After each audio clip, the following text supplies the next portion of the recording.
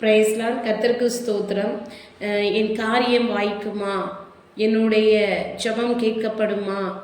தேவன் எனக்கு இந்த காரியத்தை செய்வாரா? தேவன் எனக்கு ஒரு நல்ல வேலையை கொடுப்பாரா? தேவன் ஸ்தோத்திரம் இந்த வியாதியிலிருந்து எனக்கு விடுதலையை கொடுப்பாரா? இந்த மரண போராட்டத்திலிருந்து, மரண பயத்திலிருந்து எனக்கு விடுதலையை கொடுப்பாரா? அல்லது பாவ போராட்டத்தில் இருந்து எனக்கு ஒரு விடுதலை கிடைக்குமா?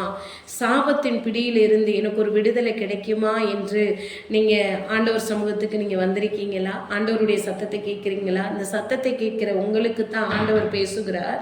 கர்த்தருக்கு ஸ்தோத்திரம். உன் வழியை கர்த்தருக்கு ஒப்புவித்து அவர் மேல் நம்பிக்கையாயிரு, அவரே காரியத்தை வாய்க்க பண்ணுவார். உன் வழியை கர்த்தருக்கு ஒப்புவித்து அவர் மேல் நம்பிக்கையாயிரு. வேண்டுதல் செய்கிற, எதிர்பார்ப்போடு இருக்கிற தேவ பிள்ளைகளுக்கு ஆண்டவர் சொல்லுகிறார், உன் காரியத்தை நாம் வாய்க்க பண்ண வேண்டுமையானால் உன் வழியை எனக்கு ஒப்புவித்து என் மேல் நீ எப்படி இருக்க வேண்டும்? நம்பிக்கையாக இருக்க வேண்டும். கர்த்தர் பார்த்து கொள்ளுவார். கர்த்தர் ஜெயம் தருவார். கர்த்தர் என்னை விடுவிப்பார். கர்த்தர் என்னை சுகமாக்குவார். கர்த்தர் என்னை ஆசீர்வதிப்பார். கர்த்தர் என்னை உயர்த்துவார். கர்த்தர் என்னை மேன்மைப்படுத்துவார். கர்த்தர் என்னை வாழ வைப்பார். கர்த்தர் என்னை ஆசீர்வதிப்பாருங்கிற நம்பிக்கை உனக்கு இருக்க வேண்டும்.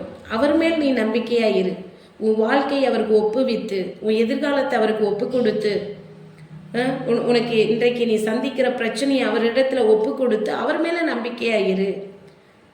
உன்னை எதை பார்த்து பயப்படுகிறாயோ அந்த காரியத்தை அவரிடத்துல ஒப்பு கொடுத்துட்டு அவர் மேல நீ நம்பிக்கையாயிரு. அப்பொழுது அவர் உனக்கு காரியத்தை ஜெயமாக வாய்க்க பண்ணுவார். நம்மளுடைய வேண்டுதல் கேட்கப்பட நம் வழி அவருக்கு ஒப்பு கொடுக்க வேண்டும். அவர் மேல் நாம் நம்பிக்கையா இருக்க வேண்டும். அப்படி இருப்பவர்களுக்கு தேவன் காரியத்தை ஜெயமாக வாய்க்க பண்ணுவார். God bless you. கர்த்தர் உங்களை ஆசீர்வதிப்பாராக. ஆமென்.